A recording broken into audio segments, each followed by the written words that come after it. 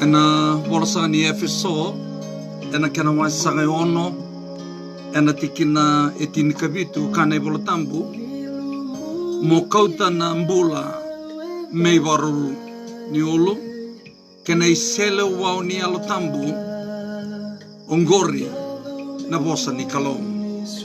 Singa tambu vinaka, ni sayandra ni mbula vinaka talemai na lubi ni kalom. Kuni sa tigurao kasi amarao tali tigumay ng dua tali na mataka nino na singa tambu na kalo. O ngustal tiyo ni kalo, ngustal tiyo ni First Light Gospel Ministry. Kaya kaya nabing karabi, may ubayan ra, may ubang bulo, baka singa tambu tali tiyo bikya mo niya na mataka hindi inday. Kaya na tali nino na turanga, kaya na da ibang bula, nang wadi turanga ko Jisu Karisto.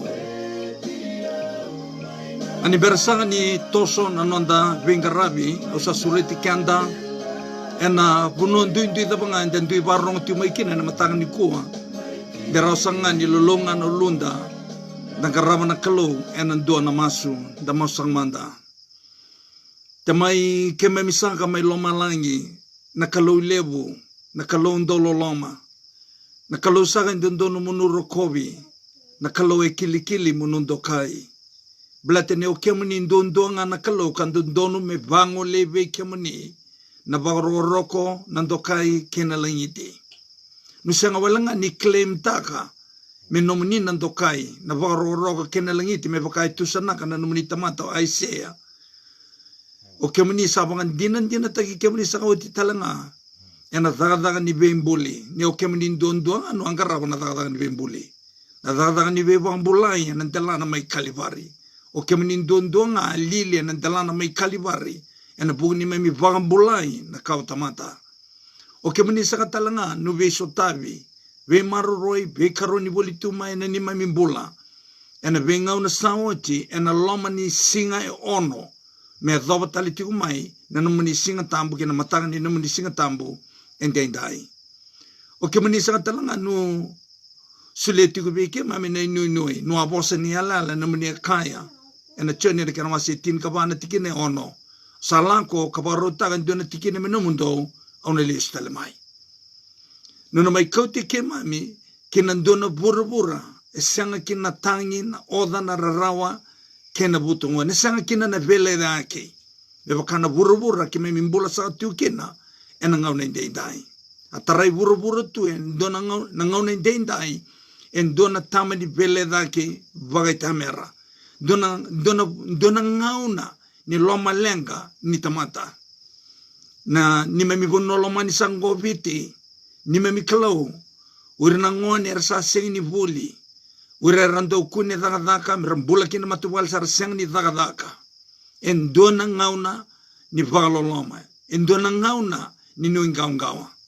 Yena vura kuni lako mai munono mai kauti ke mami kina, sa vole kasarati ko ni yado na kena ngauna. Senga kina tangi, senga kina nuingaungawa, senga kina tovi mate me bakai tarai viti tu, I vura tu, ena ngaune dendai. E senga talanga kina na mate. Ni memi kalau ena matanga dendai, ki memi lako talamai vi kemuni, kabau tu sai ke memi sanga tiko ni ke memi tamata mbale, ke memi tamata I bola dan. Do bunga na ngauna, na kaki memi do baga na numa, kaki memi do bosa taka kan do baga dora. Nu sanga ni do baga roro tegi kina na kalau lebu.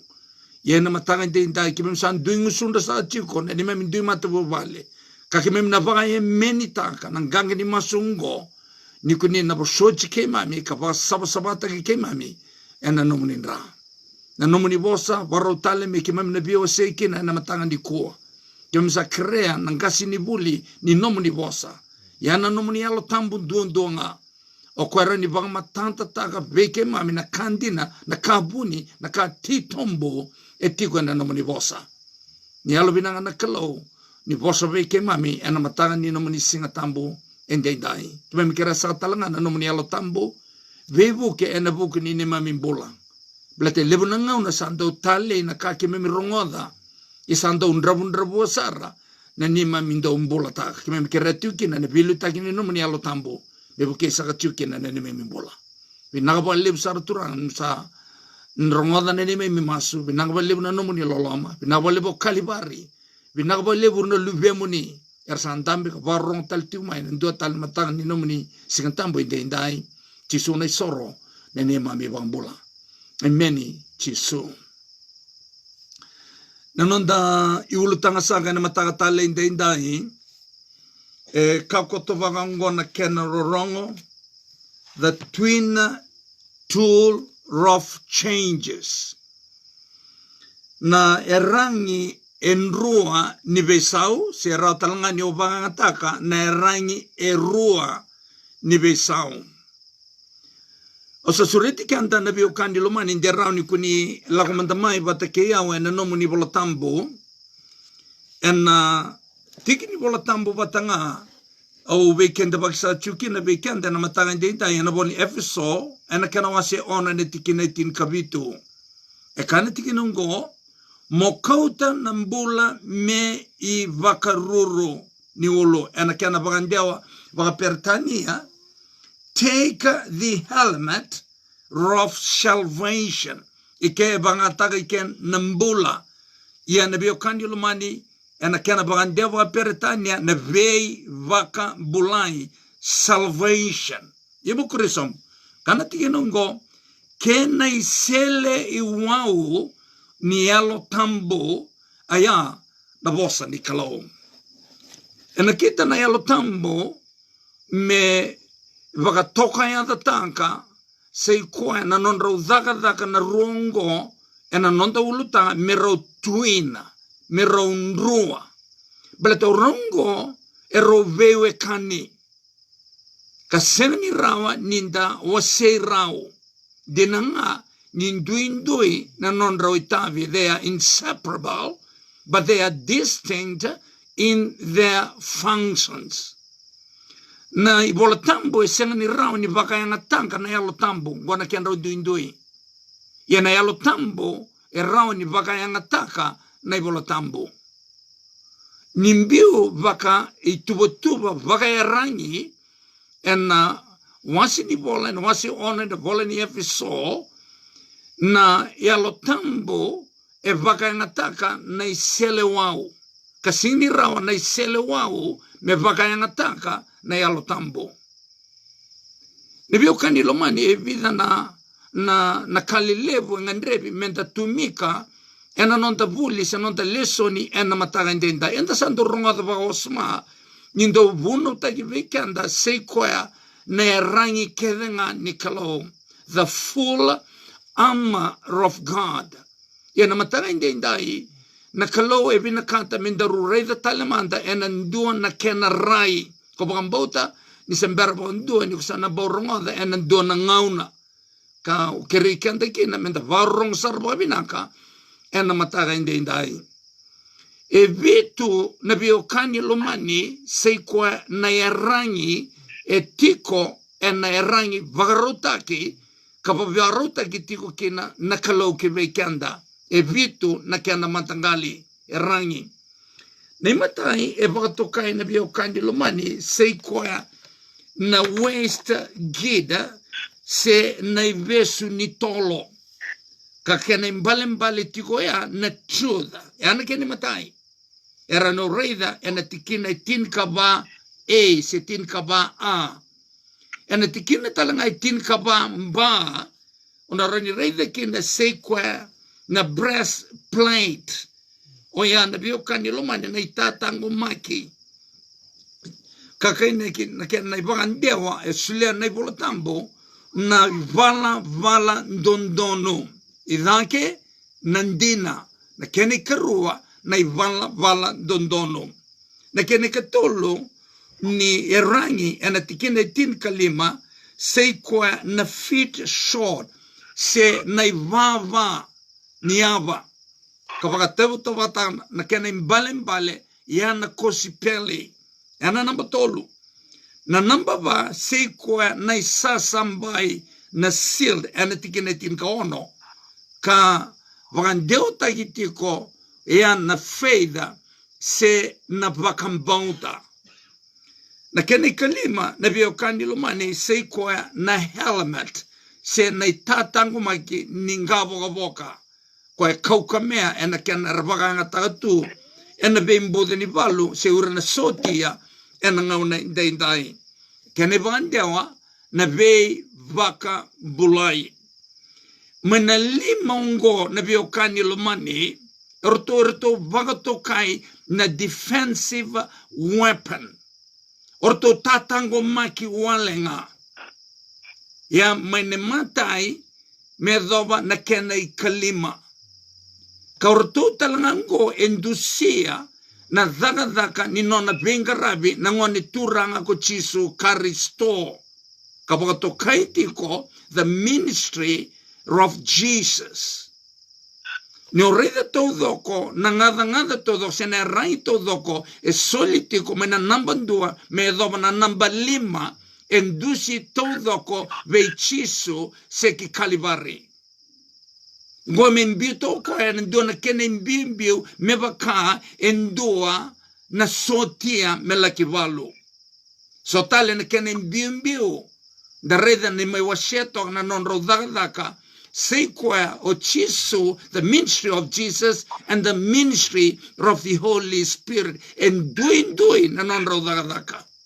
And do a vevambulai, and do a proclaimer ni vevambulai, se embiultaka natamata, kinai tobo nindona tamata, sadingomi Chisu, kena nona vevambulai, Christ and salvation. Se salvation in Christ.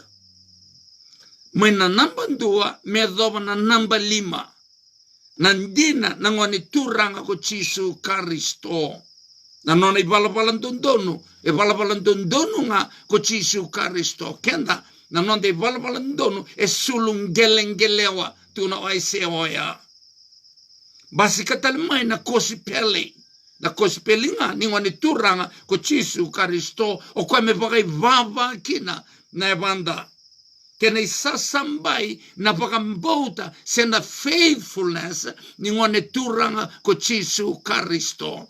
Sironi tango makikenda na non the faith. No. Na itatango makibinaka ndundwa, it is the faithfulness of Jesus Christ. Kalatia waserua and tikina tin kaono. For we are not saved by the works of the law, but by the faith of Jesus Christ. Na pakambota ni Chisu Karisto. Kwenda pakandonu ikina. O kwenda justify takikina. O kwenda seal takikina. And the second is sealed taki. And anon the pakambota. We are sealed by the faith or the faithfulness of our Lord Jesus Christ. Watakina kene kalima na helmet. Seikwa na umbi kaukamea ni gamba voka. Seikwa na kai vakatokai na salvation. Na vevambulai. E the kavan dunga na kalau senangone turanga o Chisu Karisto. Namba 2 kina namba 5 oya.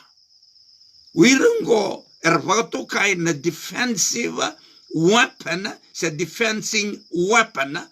Watakina kini karua wirungo erandushi chiko ki kalivari. Erandushi chiko veichiso. Na kena ikarua ni wase na biyo kandilo mani ya ena tikina sanka e ono. Tikina tin kabitu ena kaono ni erangi. Tikina tin kabitu mba. Bet ena tin kabitu a e lutu meiki na seikwa na itatango maki kaukamea ni ngavovoka ya na helmet. Yengo na tikine tinka bitu mba e dhuru meiki na seikwa the sword.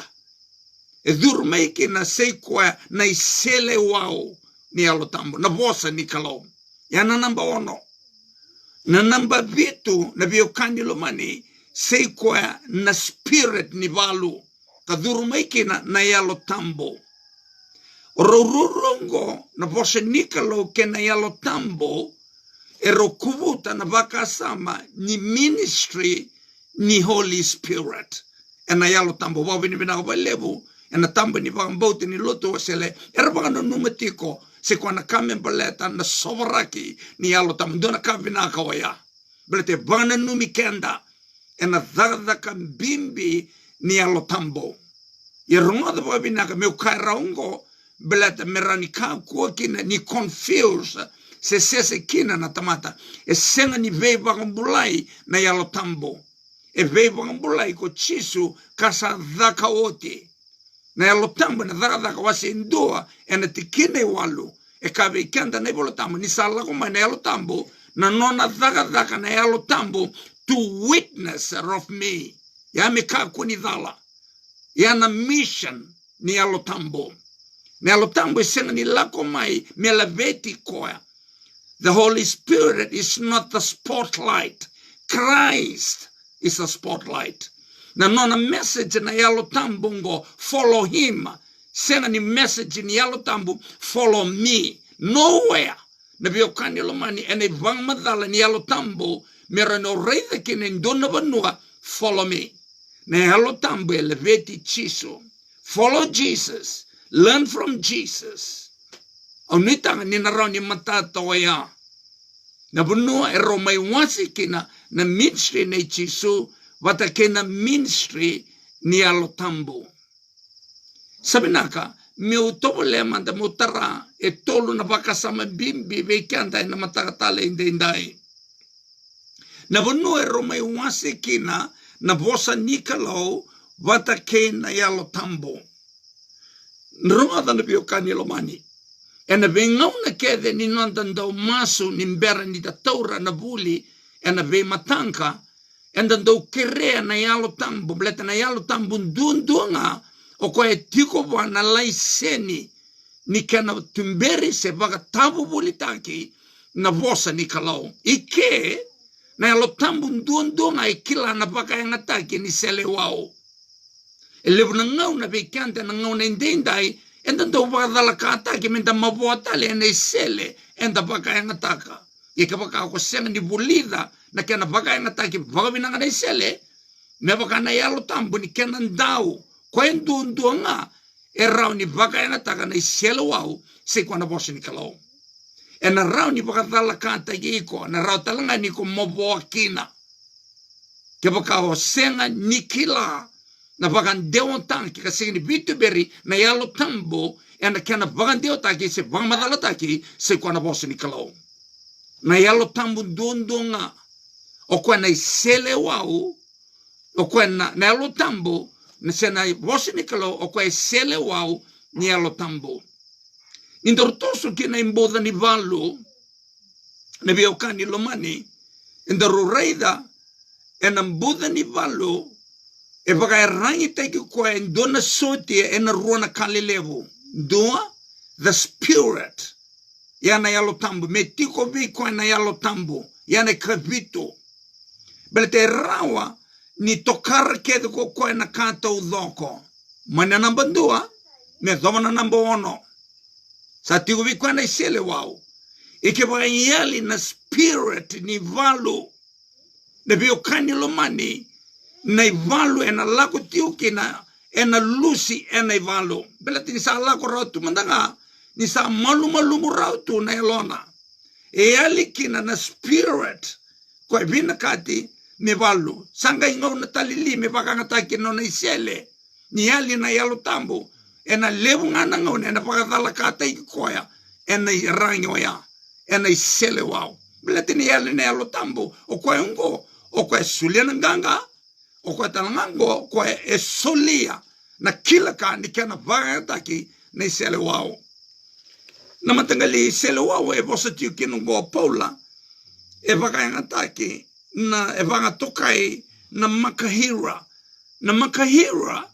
ena kana bosa va kiriki oya MACHIRAN Makahira ena kana bosa na matangali sele dhavuta tige ke o Paula e sele ni sele wa umbalambalavu na sele wa leka kando baka yana taki me va mateki na meda on a close combat or close range ni bole kata keni melembale e vina kata na nona imbimbi na bangata na rangi vina kata o Paula me bangata ke o kwa me mateki na vagavinaka na ke mumeda. Orona ruera, the spirit, Vata kena selo wau. O rungo rovakatokai na offensive weapon. Se killing weapon. Se charging weapon. Se attacking weapon. Roseng ni defensive weapon. Defensive weapon kwarto na lima orto tokai dake. Koingo e vakaenga taki e kena chance taki se kena attack taki na meda me vaga matei e na matangali sele wau e vaga taka I ke o pola ne sele wau leka leka e vina kati motosoba vaga voleka na ke mumeda e na isasambai e na tatango magini voka e na breastplate ke na vera I tolo doko I danke e na raunga ni kuna ngai vaga taka vaga vina ne sele wau mo vaga matei koe kina doa vaga bimbi taka toka na mataka talente dai ke vaka e bilu taki na yalo tambo blata na it need courage e ngandrevi kina nkanga blata ka na vanga taka rabaraba se o vanga taka ne leveka ni sena ni tiko na kena kilaka e rautale ni nganga veiko na ke mumeda na vio kani lomani o via taura na vaka sama ni killing eke na vaka sama ni offensing eke na killing e tambo ye vaka ngataki tiunga eke na vaka sama e sengi ni vaka matei na tamata e vaka matei na I vala dha muda buta tale e sengi ni dhati tiko e na I valungo na tamata e dhati tiko e nei valungo o setani nei vala da. E kaindu na do vola. God hates sins, but he loves sinners. E lo mana na tamata I vala da. Kanda tarati ko na mataka na noa. Ni senga ni vina kata nakalou me mate endo na tamata I vala da. E mera lesu ngamai mera vevu tuninga. E senga nindo, it's unpleasant to God. Ni mate indo na tamata I vala da. Sendo marotanga na kalau. Na point I ken na vio kanilo mani. Na kombete vio madala tiko I kene I ke o paula. Se kwa na kena tobole me voluti na meda. Senga ni tamata na meda. Moko chikanda kena ndo na itala no itiko na voli marika na kena wasake walu. E nono na sotavo o chisu e ndo na tamata matamboko. E kabi kenda na ivolo tambo. Nangoni rostavi kena kena tamata matamboko. Ngai taura na linga na ngai kochi kwa e kena ndo na kena imbili ni koro. Beleta na dave kochi kwa kena imbili ni koro. Kasenga kena ni dhakawa na viva ambulaivoa e na matana votu. Ronga na bio kanilo mane kilava vina sartunga o chisu. E ndo na vinga raivo no roba dhakawa ngo voa. En sena ni taura rawa. En sena ni taura rawa. Na rai ni tamata. Na vaka sama ni tamata. E taura nga indona tamata. Sa vaka sinaiti. E na yalo tambo ni kalau. E ka ni vula tambo sa ngai koiti koe kena imbili ni koro. Ngai kasi vita rurua. Na yaloka ni matana. Na tamata matamboko ya uchisu. Indona ka levo ya. Ana vuni no na kau vaka tiki. Mbelta na vinga rabi oya. Ena senga ni taura rawa uri na tamata raida. Ena senga ni taura rawa na mata vagayango. Na rai vagayango. Na vagandeo vagayango. Ena rawa ni taura rawa na mata vagayalo. Na vagandeo vagayalo. Wata kena vaganananu vagayalo. Na taro. Na dhabana vune kasi vita kina o koe na matana roa. Rongoda na vio kanilo mani. E senga ni kasi vita na tamata. E kasi vita na matamboko, na mate, o kwa na ivarita ki ni vala da. Yana ka e atekta ka uchisu. E sena ni atekta ka na tamata, e atekta ka na mate ko e tiko boa. Ke baka e atekta ka na tamata, e kasi vita saranga na e ngona, e nrena. Se dhabanga na tiki ni e ngona, me baka anda do baka e dhoro kenda, e ne sona I vala, ni ngaune ni nonda vei vala, se na ngaune ni nonda vei sanga. Enda kasi vitanga na vitali tamata. Ye kego chiso e landinga na vonua e tiko kina na mate me kasi vita yana matamboko. Sini kasi vita na tamata. Ndina tiko kina na kaya vakandeo taka na ndoi vola wa God hate sins, but he loves sinners. E lo mana na tamata I wala da, e thatanga na kalau, ne thatanga na kalau se kwa ne wala da. E review ka ni lo mani, obia tarutiko indona baka sama bekende na matanga ni koa, e na vuko ni defensive, but ke na vuko ni attacked. Ke baka wamuri atiko baka binaka, na non rayabu ta ki baka binaka wir na Israeli e na ibuna wetini. Ke baka na raida na biyo kani lo mani, e senga saranga nindona ka e the kaboko kwa na non e rangi, it's a defensive weapon. Wilikina o kwa na latest o na modern defending weapon o kwa nda sanga rongo ni tiko be Israel ka baka tokai na Iron Dome. E seni naki ni Iron Dome ya mebirita ka na missile. E naki nga ni Iron Dome ya me dismantle taka na missile. Ya kwa defensive weapon. Na biyo kani lumani na nona e teko koya membaleta na ibalabala da. E sega ni attack tako koya na tamata. It is sin ko attack tako koya. Na biyo kani lumani goindu na banua be ira na ndo bakangatanga na media already koya na spokesman in Israeli e nona kere bira ndo bakangatanga na media meron ndo bakan deo taka bakan dondono e tukuna na mate ni Israeli mai Amerika rongoda na kaya kako koengo Israel use a weapon to defend his children, but Hamas use children to defend them. Runduindoi. O talitang na ibawa dewa ya. We kenda na matakatala hindi inday. We kamanina biyo kanyo lumani. Naka na uto ni bakasama ko binakata na kalomida tumika na matanga ni kuwa. Say kuwa na nonro daga na yalo tambo kay na bosa ni kalau. Na bosa ni kalau e raunga ni kay baka yang atake ni tiko na yalo tambo. Kaya ba senga na yalo tambo e na senga bakan duni rawa ni baka yang atake na bosa ni kalau sena sword. Beto kwa sword nga ni yalo tambo.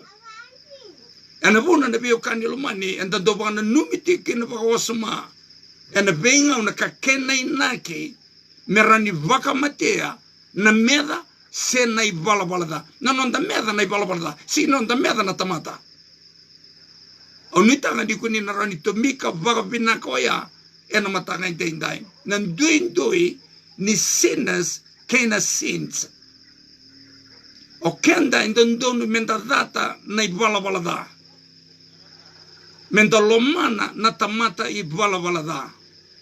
Yana kalau, yana nona principal na kalau. O wano nimi kanda tiko na nona I tomo na kalau daulo loma. A merciful and gracious God. Yana biyo kanyo lomani na action. Ni kana sona ngone da dorede son unpleasant action. Ni kalau ene bolatambo. He is not attacking the person. He's attacking sins. Nabiyo kanyo lumani. Kando yado, me mainreto sumungo, me matata weekenda. Na dhabuna vuna, endo wakataraki na nakalo, me mate, endua na tamata, I wala da. Goin bimbi motumika wawinaka, ena mataka nikua. Rongoda, e ruanaka, e rondo wakataraki na nakalo, me mate, endua na tamata, me debuka na nanediangu. Rungada keva kasa bagarau tuo koya merani tabaka na nona ibagambula na ngone turanga o Jesu Kristo ene singan lisu maikina. Ayado be choni oya. Ayado virto na tise peli. Mana chini karu na tise peli na Jesu en duanga virto en natural death. Ya o choni o kwa volana I volani bagatakila. Mana chini kandua erto vaga matei. Ada be vaga taraki na kalau merto mate. Rongada. E bimbi wana kalau na ready. Mana mate. Meuda buta tale oya. Kendo na tamata e mate. Ni sa ready me vaga tagi choni. Nandao ni be baptizo taki. E wakatara na kalo me mate, beleta nisa ready kochoni. Na vura-vura endang bulat tiu kina na ngau nendai, a vura-vura ngani waka-wakarao. E sira talindo na kai na kata na kalo, e na vura-vura endang bulat tiu kina, e na ngau nendai. Ka waka-wakarao ya, e non rau dhaka-dhaka, na yalo tambu kina nona boss, kwe ro twin tool of changes kina rao. Na nona wakarao takin duna tamata, nimberi wakatara na kalo me hado vi koe na mate, e ro baka ngatai ke no rona ruango rona ruang ni vesau ongo na bosi ni kalau wata ke na lo tambo ro tools of changes ro tool talanga ni preparation and time na baba ra ni tamata ene baka o te te ngauna na ngauna ngai viso chukina na tamata na ngauna bata sa baka ro ta ki ko te wikina endona tamata e ro da kaba rona ruango sei kwa na bosi ni kalau wata ke na yalo tambu ngoin bimbi wata na keni karua ni kenan do soli na laiseni ni nona mate indona tamata ni sa reda na kalau na tamata ongo sa sena ni rawa ningai bebutuni sebesao sa adobo kwa na yado na ceiling of point of no return or point of no repent.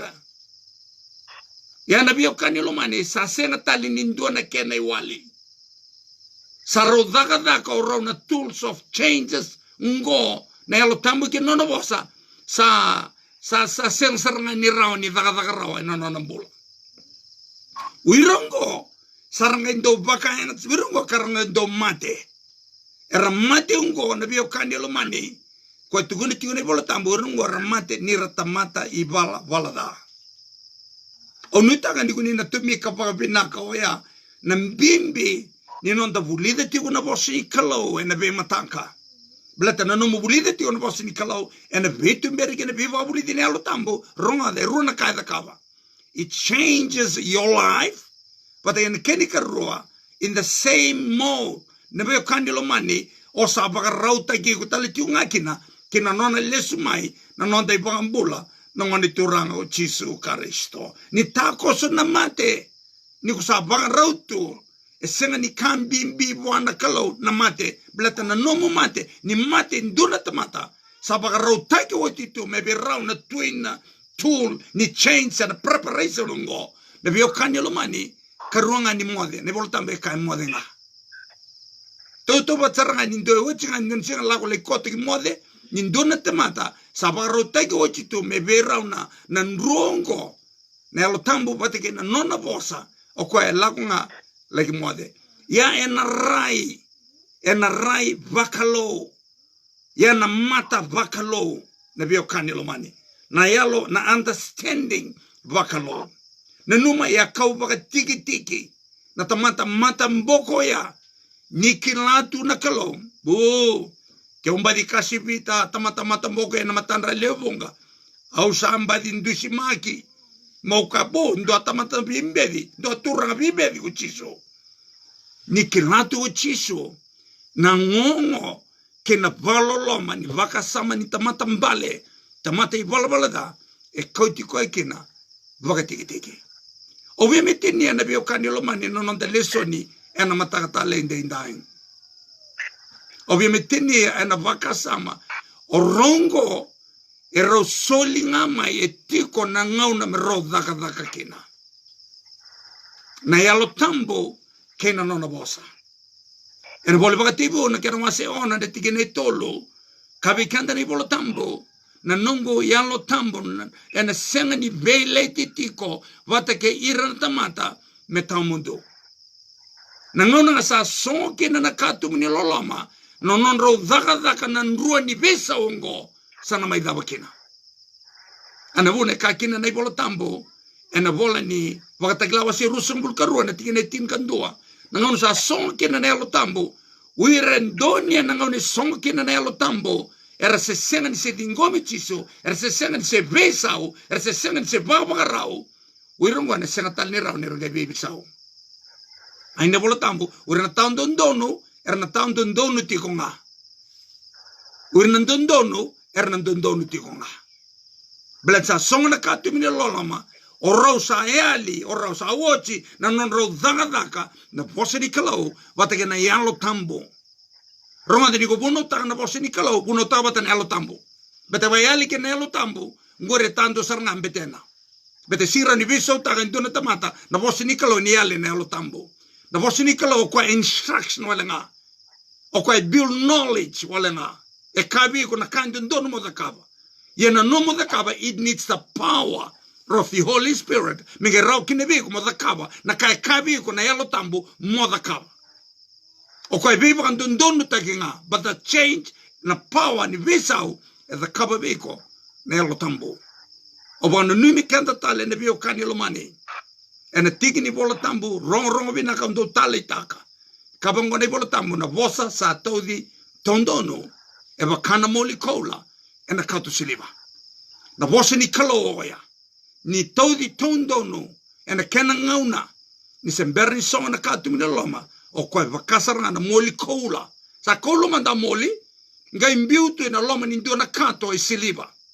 Ya rongada, ngonsa songa kina na kato mina loma, nga uvina kata, na vosa ni kalau, na yalo tambo, sa senga ni ndio na kena, sa ni singi waka, na moli koula, me siliva, na kena tale, belet sa songo na katu minolo. E siliva nga, ka koula na tale ni vosa ni kalau, ni vuno taki, e na kena ngau na tundono. Wakalonga te kena na turanga.